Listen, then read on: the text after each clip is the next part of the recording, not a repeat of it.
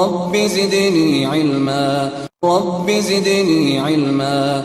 إن الحمد لله نحمده ونستعينه ونستغفره ونعوذ بالله من شرور أنفسنا ومن سيئات أعمالنا. من يهده الله فلا مضل له ومن يضلل فلا هادي له. وأشهد أن لا إله إلا الله وحده لا شريك له. وأشهد أن محمدًا عبده ورسوله. يا أيها الذين آمنوا اتقوا الله حق تقاته ولا تموتن إلا وأنتم مسلمون. يا أيها الناس اتقوا ربكم الذي خلقكم من نفس واحدة وخلق منها زوجها وبث منهما رجالا كثيرا ونساء. واتقوا الله الذي تساءلون به والأرحام إن الله كان عليكم رقيبا. يا أيها الذين آمنوا اتقوا الله وقولوا قولا سديدا يصلح لكم أعمالكم ويغفر لكم ذنوبكم. ومن يطع الله ورسوله فقد فاز فوزا عظيما. أما بعد فإن خير الحديث كتاب الله وخير الهدي هدي محمد صلى الله عليه وسلم. وشر الأمور محدثاتها وكل محدثة بدعة وكل بدعة ضلالة وكل ضلالة في النار. أعوذ بالله من الشيطان الرجيم. بسم الله الرحمن الرحيم. يا أيها الذين آمنوا إذا نودي للصلاة من يوم الجمعة فاسعوا إلى ذكر الله وذروا البيع ذلكم خير لكم إن كنتم تعلمون. وقال رسول الله صلى الله عليه وسلم خير يوم طلعت عليه الشمس يوم الجمعة فيه خلق آدم وفيه أدخل الجنة وفيه أخرج منها. رواه مسلم.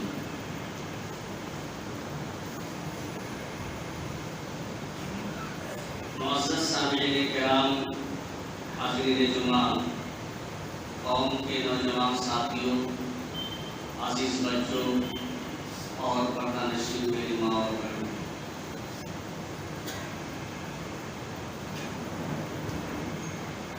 سب سے پہلے اللہ رب العالمین کے حمد و ثنا، عظمت و کبریائی، بڑائی و بزرگی بیان کرنے کے لائق اور زیبا ہے، جو قادر مطلق اور احکم الحاکمین ہے.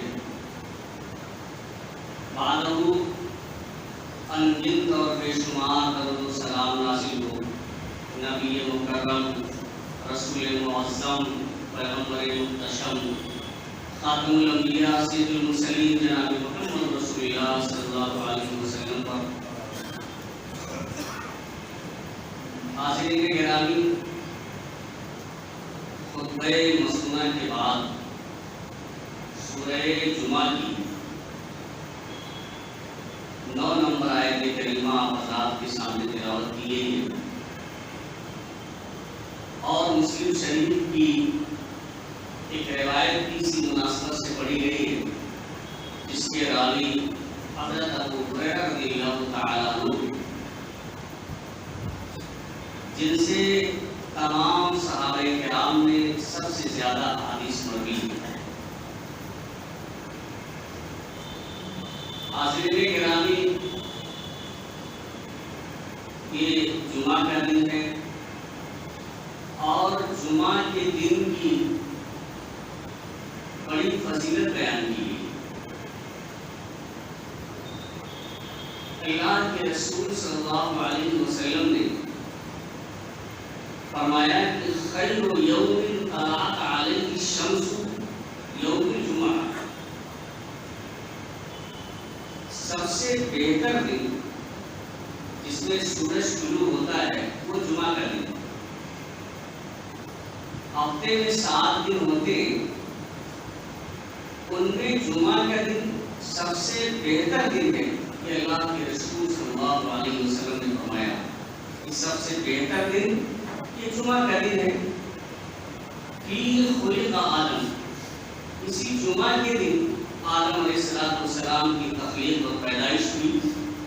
وفی ادخل الجنہ، اور جمعہ کے دن ہی انہیں جنت میں داخل کیا گیا. وفی اخرج منہا، اور اسی دن انہیں جنت سے بھی نکالا گیا. تو جمعہ کا دن بہت ہی محترم ہے، اس کا بڑا اونچا مقام ہے.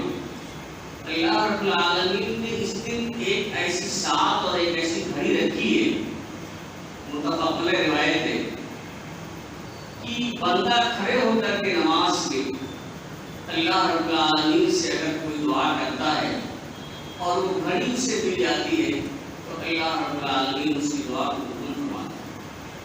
اللہ کے رسول صلی اللہ علیہ وسلم نے فرمایا اپنے ہاتھ سے اشارہ کرتے ہوئے، لیکن وہ گھڑی بہت ہی مختصر ہوتی ہے، بہت لمبی گھڑی نہیں ہے، وہ وقت بہت ہی مختصر ہوتا ہے. اگر اس وقت تو کوئی شخص پا لیتا ہے، اللہ کی عبادت کرتا ہے، اس میں اللہ رب العالمین سے دعائیں کرتا ہے، تو اللہ رب العالمین اس کی دعا کو قبول فرماتا ہے. بہرحال تو یہ جمعہ کا دن ہے، اس کے بھی کچھ آداب ہیں، اور جمعہ کے دن کے سلسلے میں خاص طور سے جمعہ کی نماز کی ادائیگی کے لیے ہم دیکھتے ہیں کہ ہم انتظار کرتے رہتے ہیں کہ خطبہ ختم ہونے والا ہو، جماعت کا وقت ہو تو ہم پہنچیں تاکہ کاروبار میں خلل کم ہو، کچھ اور رزق حاصل کر لیں، کچھ اور کمائی ہو جائے. لیکن دیکھیں ہم کہ اللہ اس کے رسول صلی اللہ علیہ وسلم کی سلسلے میں ہدایت کیا ہے. اللہ رب العالمین نے فرمایا یا ایھا الذین آمنوا اذا نودی للصلاۃ من یوم الجمعہ فاسعوا الی ذکر اللہ. کہ اے ایمان والو، جمعہ کے دن جب اذان دے دی جائے، جب اذان ہو جائے تو فاسعوا الی ذکر اللہ، تو اللہ کی ذکر کی طرف تم جلدی سے آ جاؤ. فسعوا کا مطلب یہ ہے کہ جو کاروبار آپ کر رہے ہیں، جن دنیاوی مشاغل میں آپ مشغول ہیں، جن مصروفیات میں آپ مشغول ہیں، آپ انہیں فوراً ترک کر دیں. اب اذان ہو جانے کے بعد یہ قطعی طور سے جائز نہیں ہے کہ آپ اپنے کاروبار میں مشغول رہیں، اپنے آفس میں بیٹھے رہیں، یا کوئی بھی اچھا سے اچھا کام بھی کرنے کی اجازت نہیں ہے. فوراً اللہ کی ذکر کی طرف، یعنی اللہ کے دربار میں حاضر ہونے کا حکم ہے کہ جب اذان ہو جائے تو فاسعوا الی ذکر اللہ وذروا البیع، اور خرید و فروخت چھوڑ دیجیے. جو کاروبار آپ کر رہے ہیں صرف خرید و فروخت ہی نہیں ہے، بلکہ کوئی بھی دنیا کا کام آپ کے لیے کتنا ہی کیوں فائدے مند کیوں نہ ہو، اب اذان ہو جانے کے بعد یہ جائز نہیں ہے کہ آپ اس کام کو انجام دیں، بلکہ اذان ہونے کے بعد ضروری اور لازمی یہ ہے کہ فوراً اللہ کے دربار میں حاضر ہوں. ذالکم خیر لکم ان کنتم تعلمون، یہی تمہارے لیے بہتر ہے. یعنی اذان ہونے کے بعد اپنے کاروبار کو چھوڑ دینا، خرید و فروخت کو چھوڑ دینا، اس کو چھوڑ کر مسجد میں حاضر ہو جانا، اللہ رب العالمین کے ذکر کے لیے آ جانا، یہی تمہارے لیے بہتر ہے. اگر تمہیں کچھ علم ہے، اگر تم جانتے ہو، اگر سوچ بوجھ رکھتے ہو، اپنے شریر کا استعمال کرتے ہو، تو یہی چیز تمہارے لیے بہتر ہے. جسے تم بہتر سمجھتے ہو کہ تھوڑی کمائی اور ہو جائے، کچھ اور روزی حاصل کر لیں، کچھ اور پیسے جمع ہو جائیں، کچھ اور کسٹمر سے بات چیت ہو جائے، وہ چیز بہتر نہیں ہے. اور جس کے بارے میں اللہ رب العالمین کہتا ہے کہ یہی بہتر ہے، تو یہی چیز بہتر ہو سکتی ہے جو ہم اور آپ سمجھ رہے ہیں کہ ہمیں کاروبار میں رہنا بہتر ہے، یہ قطعی بہتر نہیں ہو سکتا ہے. لیکن یہاں یہ بات کہ اللہ رب العالمین نے واضح کر دی ہے کہ جمعہ کے دن کاروبار بند کرنا کلی طور سے یہ اس کا حکم نہیں دیا گیا ہے، بلکہ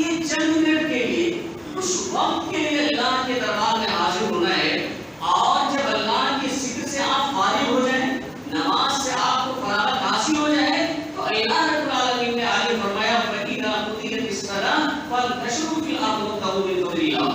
جب نماز مکمل ہو جائے، جب نماز سے آپ فارغ ہو جائیں، نماز ختم ہو جائے، تو پھر آپ زمین میں پھیل جائیں اور فانتشروا فی الارض وابتغوا من فضل اللہ، اور اللہ کا رزق تلاش کریں. تو جمعہ کے دن کاروبار بند کرنا کلی طور سے اس کا حکم نہیں دیا گیا ہے، لیکن وہ وقت جس میں اذان ہو جائے، اذان سے لے کر کے نماز تک کے لیے کاروبار بند کرنا ضروری اور لازم ہے. ان اوقات میں آپ دنیا کی کوئی بھی کاروبار کریں گے تو یہ ناجائز اور حرام ہے، اس سے اللہ تبارک و تعالی نے منع فرمایا ہے. ویسے ہونا بھی یہ چاہیے. اللہ کے رسول صلی اللہ علیہ وسلم نے فرمایا کہ پہلے آیا جائے، اذان سے پہلے آنا ہے، اور اس کی بڑی فضیلت بیان کی گئی ہے کہ پہلی ساعت میں آئے گا تو اس کی یہ فضیلت، دوسری ساعت میں کچھ اور فضیلت، تیسری، چوتھی، پانچویں، اس طرح سے حدیث کے اندر فضیلتیں بیان کی گئی ہیں. جتنا پہلے بندہ آئے گا اللہ رب العالمین کے ذکر کے لیے اتنا ہی زیادہ تر ثواب حاصل کرے گا. لیکن اگر کے پاس کو پہلے نہیں آ پاتا ہے تو پھر اذان ہونے کے بعد اب اس کے لیے قدم یہ جائز نہیں ہے کہ اپنے کاروبار میں مشغول رہے. آئیے دیکھتے ہیں آج اس جمعہ کے دن کے لیے کچھ چیزیں یا کچھ مسائل آپ کے سامنے میں ذکر کرتا ہوں. ایک مسئلہ تو یہ ہے کہ بہت ہی آسانی کے ساتھ ہم بہانے بنا کر کے جمعہ کی نماز ہی چھوڑ دیتے ہیں کہ فلاں کام میں مشغول ہو گئے، فلاں کاروبار کے لیے چلے گئے. لیکن جہاں تک ممکن ہو اس سے ہمیں اور آپ کو بچنا چاہیے، اسے عذر پیش نہیں کرنا چاہیے. اللہ کے رسول صلی اللہ علیہ وسلم نے فرمایا لَيَنْتَهِيَنَّ أَقْوَامٌ عَنْ وَضْعِهِمُ الْجُمُعَاتِ. یہ عبداللہ بن عمر اور ابو ہریرہ رضی اللہ تعالیٰ عنہ دونوں یہ کہتے ہیں کہ انہوں نے اللہ کے رسول صلی اللہ علیہ وسلم کو مسجد کی منبر کی سیڑھیوں پر یہ فرماتے ہوئے سنا ہے کہ اللہ کے رسول صلی اللہ علیہ وسلم نے فرمایا کہ لوگ جمعہ کی نماز چھوڑنے سے باز آ جائیں. عام لوگ سے یہ دیکھا جاتا ہے کہ تھوڑی سی ضرورت پڑ گئی اور ہم اس کی پرواہ نہیں کرتے ہیں، جمعہ کی نماز چھوڑ بیٹھتے ہیں. اللہ کے رسول صلی اللہ علیہ وسلم نے فرمایا کہ لوگ جمعہ کی نماز چھوڑنے سے باز آ جائیں. او لَيَخْتِمَنَّ اللَّهُ عَلَىٰ قُلُوبِهِمْ ثُمَّ لَيَكُونُنَّ مِنَ الْخَاسِرِينَ. ورنہ اللہ رب العالمین ان کے دلوں پر مہر لگا دے گا، یعنی زنگ آلود ہو جائیں گے ان کے دل. اگر اسی طرح سے لوگ جمعہ کی نماز چھوڑتے رہے تو اللہ رب العالمین کی گرفت ہوگی اور اللہ رب العالمین مہر لگا دے گا. آپ جانتے ہیں قدر کی دعوت کرتے ہیں تو مہر لگا دیتے ہیں، اس کے بعد بھی کوئی چیز نہیں کی جاتی ہے، اس میں کچھ اضافہ نہیں کیا جاتا ہے مہر لگانے کے بعد.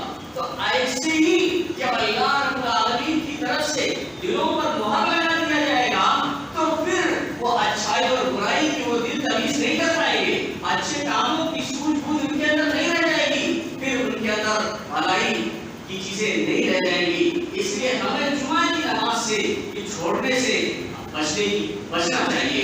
اور اللہ کے رسول نے فرمایا ثُمَّ لَيَكُونُنَّ مِنَ الْغَافِلِينَ، پھر وہ لوگ غافل لوگوں میں سے ہو جائیں گے.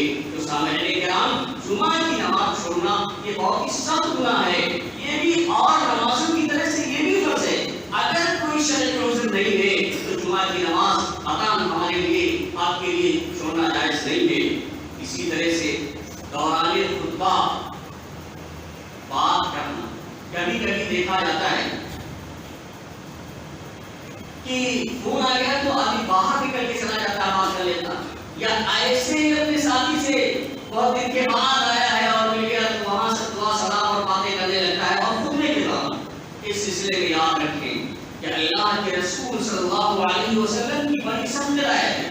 اللہ کے رسول صلی اللہ علیہ وسلم نے فرمایا من تکلم یوم الجمعہ والامام یخطب فهو کمثل الحمار یحمل اسفارا. کیا فرمایا اللہ کے رسول نے کہ جو شخص امام کے خطبے کے دوران، امام خطبہ دے رہا ہے اور امام کے خطبے کے دوران وہ بات کر رہا ہے تو فهو کمثل الحمار یحمل اسفارا، تو وہ اس گدھے کے مانند ہے جو کتابوں کا بوجھ ڈالے ہوئے ہوتا ہے. یعنی جس طرح سے گدھا کتابوں کا بوجھ تو ڈالتا ہے لیکن کتاب کے اندر کیا چیزیں لکھی ہوئی ہیں اس کو پڑھ کر کے اس سے فائدہ نہیں حاصل کر سکتا ہے. اس کے اندر یہ صلاحیت نہیں رکھی گئی ہے کہ پڑھ کر کے ان کا مطالعہ کر کے ان کے اندر کیا چیزیں ہیں ان سے وہ استفادہ کرے، فائدہ حاصل کرے. ایسے ہی کہ ایک شخص دور دراز سے سفر کر کے آتا ہے، اپنا وقت بھی دیتا ہے، سفر کی صعوبتوں کو برداشت کرتا ہے، مشقتیں جھیلتا ہے، اللہ کے دربار میں حاضر ہوتا ہے، لیکن جب وہ خطبے کے دوران بات کر لیتا ہے یا بولنے لگتا ہے تو گویا کہ اس گدھے کے مانند ہے کہ خطبے کی فضیلت اسے نہیں مل سکی، اس کا اجر و ثواب وہ نہیں پاتا ہے، اس سے محروم رہ جاتا ہے. جیسے گدھا تمام مشقتوں کے برداشت کرنے کے باوجود اس بوجھ کو لاتے لاتے گھومتا ہے لیکن اس سے فائدہ حاصل نہیں کر سکتا. ایسے ایک آدمی وقت بھی دیتا ہے، دور دراز سے سفر کر کے بھی آتا ہے، لیکن خطبے کے دوران بات کر لیتا ہے تو وہ جمعہ کی فضیلت سے محروم رہ جاتا ہے. اس لیے اس گدھے سے تشبیہ دی گئی ہے جو کتابوں کا بوجھ لانے ہوئے ہو. تو اللہ کے رسول صلی اللہ علیہ وسلم نے فرمایا کہ من تکلم یوم الجمعۃ والامام یخطب فهو كمثل الحمار يحمل اسفارا او الذي يقول له انصت ليست له جمعہ. آپ غور کریں سنیں کہ جو شخص بات کرنے والے سے یہ کہے کہ خاموش رہیے، بات کرنے والے کی بات چھوڑیے، اگر کوئی شخص بات کرنے والے سے یہ کہتا ہے کہ خاموش رہیے تو لیست لہ جمعہ، اس کی جمعہ کی نماز نہیں. نماز نہ ہونے سے مطلب یہ ہے جمعہ کی فضیلت نہیں پا سکا. نماز تو ہو جائے لیکن جو فضیلت اللہ رب العالمین نے رکھی ہے اس فضیلت سے جو اجر و ثواب اللہ رب العالمین نے رکھا ہے اس اجر و ثواب سے وہ محروم ہو جائے گا.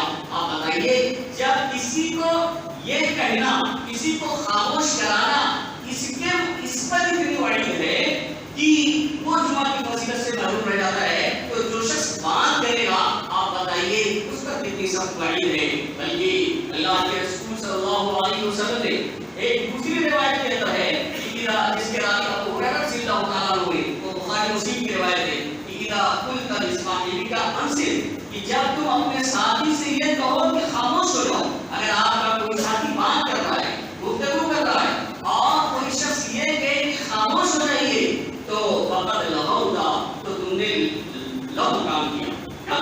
یعنی امام کے خطبے کے دوران اگر ایسا کہتا ہے تو اس نے لغو کام کیا. یہ اللہ کے رسول صلی اللہ علیہ وسلم نے فرمایا. آپ بتائیے کتنا سخت وعید ہے.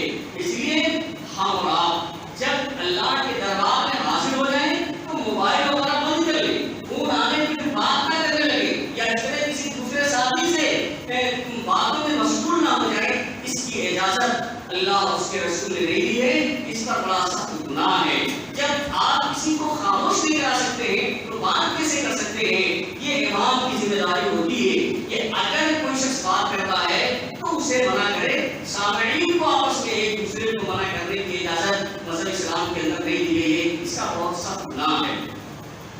اسی طرح سے دوران خطبہ اگر کوئی شخص آتا ہے تو اس کے لیے 2 رکعت نماز پڑھ لینا تجھے مسجد میں مشہور ہے. لیکن اس کا خاص خیال رکھنا چاہیے کہ ہم کبھی کبھی پہلے ہی سے بیٹھے ہوئے ہوتے ہیں، پہلے سے بیٹھے. اب امام جب اذان منبر پر بیٹھ گیا ہے، خطبے کے شروع کر دیا، تب بعد میں اٹھ کے 2 رکعت نماز پڑھنے لگتے ہیں. یہ کہیں سے ثابت نہیں ہے. یعنی آپ پڑھ چکے ہیں پھر پڑھنے کی ضرورت نہیں ہے.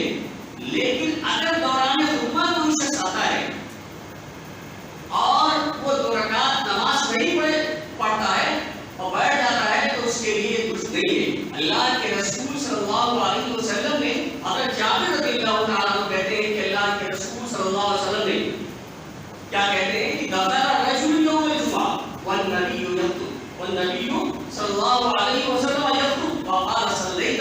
قال لا، قال قم فصل رکعتین.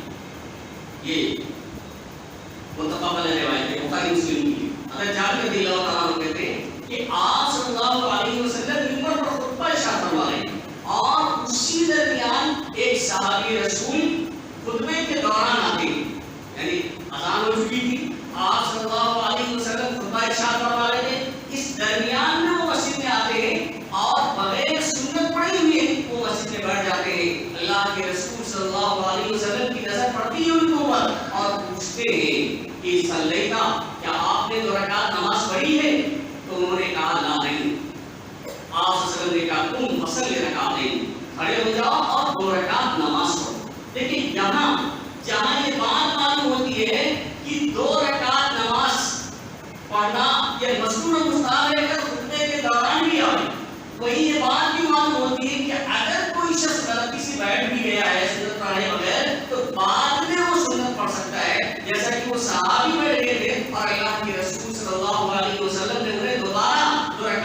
پڑھنے کا حکم دیا کہ نہیں کھڑے ہو جائیے اور آپ 2 رکعت نماز پڑھیے.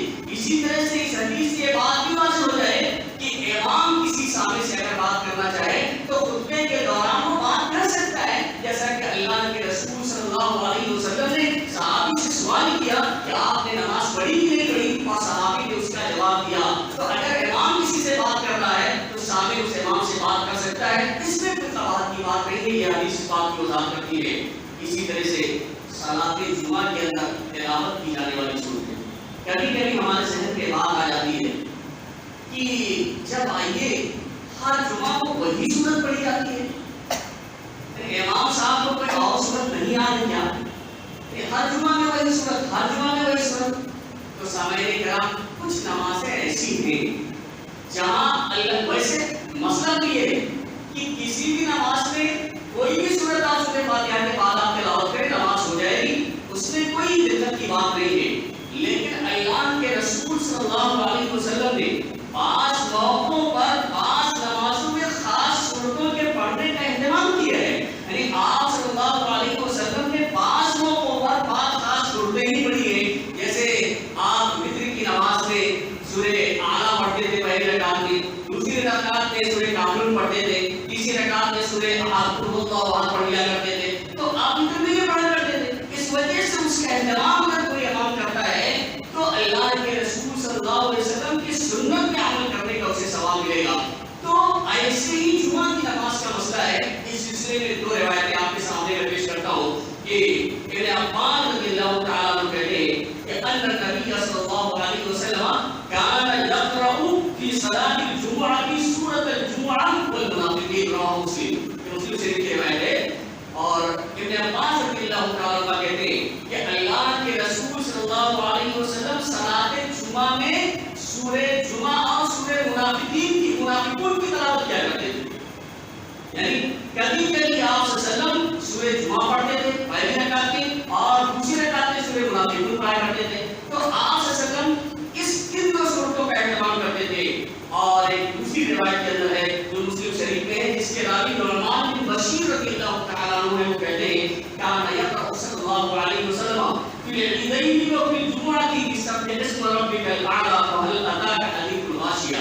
یہ مسلم شریف کی روایت ہے. راوی حدیث نعمان بن بشیر رضی اللہ تعالیٰ عنہ کہتے ہیں کہ اللہ کے رسول صلی اللہ علیہ وسلم صلاۃ العیدین میں یعنی عید الفطر اور عید الاضحیٰ کی نماز میں سبح اسم ربک الاعلی اور هل اتاک حدیث الغاشیہ پڑھا کرتے تھے.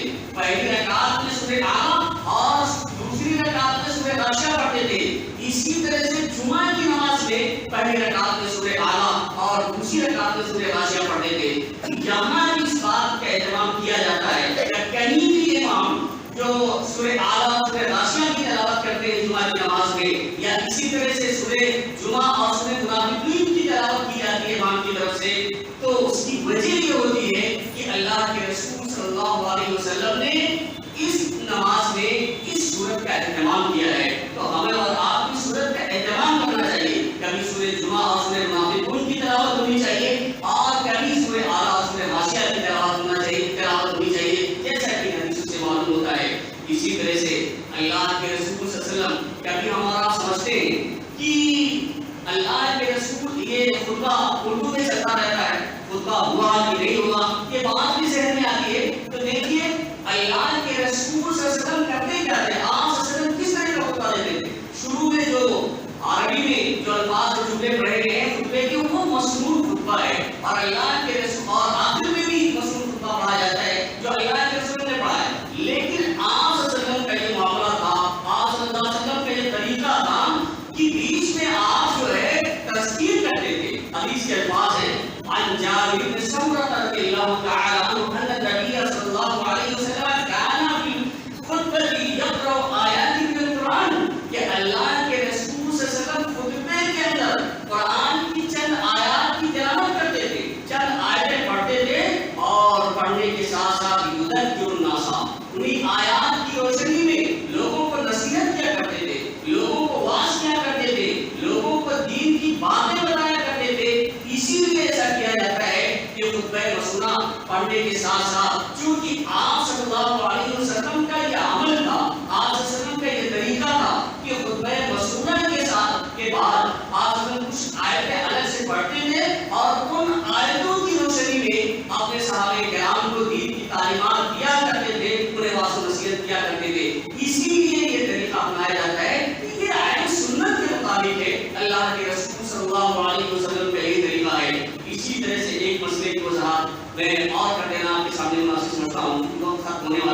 اللہ کے رسول صلی اللہ علیہ وسلم نے فرمایا جمعہ کے دن سنت آخر میں پہلے تو کتنے بھی نوافل کا اہتمام کریں کوئی بات نہیں، لیکن جمعہ کے بعد کتنی رکعت سنت پڑھی جائے گی اس سلسلے میں اللہ کے رسول صلی اللہ علیہ وسلم 2 روایتیں آپ کے سامنے پیش کرتا ہوں۔ اللہ کے رسول صلی اللہ علیہ وسلم نے فرمایا اذا صلى احدكم الجمعہ فليصلي بعدها 4 رواہ مسلم۔ یہ راوی حدیث ابو ہریرہ رضی اللہ تعالیٰ عنہ ہے کہ اللہ کے رسول صلی اللہ علیہ وسلم نے فرمایا کہ جب تم میں سے کوئی شخص جمعہ کی نماز پڑھے تو جمعہ کی نماز کے بعد 4 رکعت نماز پڑھے، یعنی 4 رکعت سے سنت پڑھنا ہے۔ تو اس حدیث سے معلوم ہوتا ہے کہ جمعہ کے بعد 4 رکعت سنتیں۔ اور ایک دوسری حدیث میں ہے کہ کان رسول اللہ صلی اللہ علیہ وسلم یوم الجمعہ کی رکعتین فی بیتہ، کہ اللہ یصلی یوم الجمعہ کی رکعتین فی بیتہ، اللہ کے رسول صلی اللہ علیہ وسلم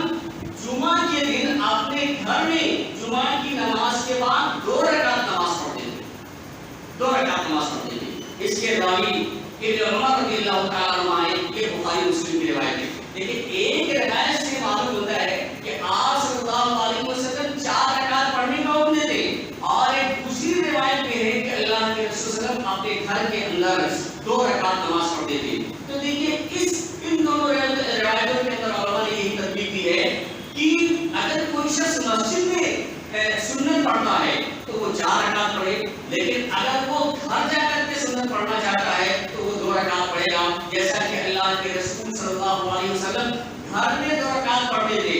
اور اسی طرح سے بعض لوگوں نے یہ بھی کہا ہے کہ 2 رکعت گھر میں پڑھ لے، 2 رکعت جا کر کے 2 رکعت یہاں پڑھے، 2 رکعت گھر جا کر کے پڑھے۔ بعض لوگوں نے یہ بات کی گئی ہے کہ 6 رکعت پڑھ لے، لیکن کسی صحیح حدیث سے ثابت ہے کہ 4 یہاں پڑھے اور 2 جا کے وہاں پڑھے۔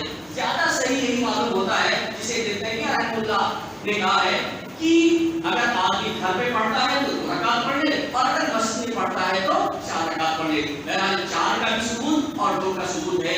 اللہ رب العالمین سے دعا ہے کہ الہ العالمین ہمیں اس دن کی فضیلت کو سمجھنے اور کی توفیق عطا فرمائے، اور اس دن کے جو اعمال کیے جاتے ہیں وہ اعمال اسی طریقے پر کرنے کی توفیق عطا فرمائے جس طرح سے اللہ اس کے رسول صلی اللہ علیہ وسلم نے حکم دیا ہے۔ الہ العالمین ہم نے جو پریشان حال ہیں ان کی پریشانیوں کو دور فرما دے، جو لوگ بیمار ہیں انہیں شفاء کامل عاجل عطا فرما، جو لوگ محفوظ ہیں انہیں قرض کی ادائیگی کی توفیق عطا فرما۔ بارک اللہ لنا